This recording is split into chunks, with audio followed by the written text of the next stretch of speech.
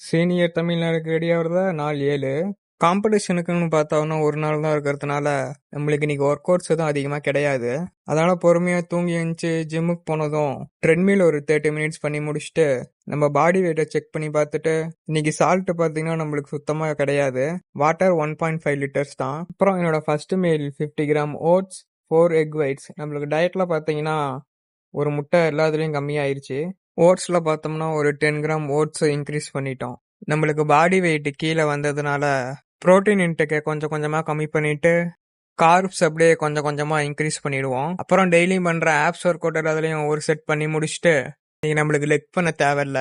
அப்பர் பாடியில் பார்த்தீங்கன்னா சர்க்கியூட் எல்லாத்துலேயும் ஒரு செட் பண்ணி முடிச்சுட்டு நம்ம ஜிம்லேயே ஸ்டீம் பாத் ஒரு 15 மினிட்ஸ் எடுத்து முடிச்சதும் என்னோட செகண்ட் மீலை சாப்பிட்டு நம்மளோட இன்னொரு ஜிம்முக்கு போயிட்டு அங்கே போய் பாடியெல்லாம் ஃபுல்லாக ஷேவ் பண்ணிட்டு வீட்டுக்கு வந்ததும் குளிச்சு முடிச்சுட்டு நம்ம வீட்டுக்கு பக்கத்துலேயே பார்த்தீங்கன்னா இன்னைக்கு ஒரு கெடா வெட்டியிருந்தாங்க.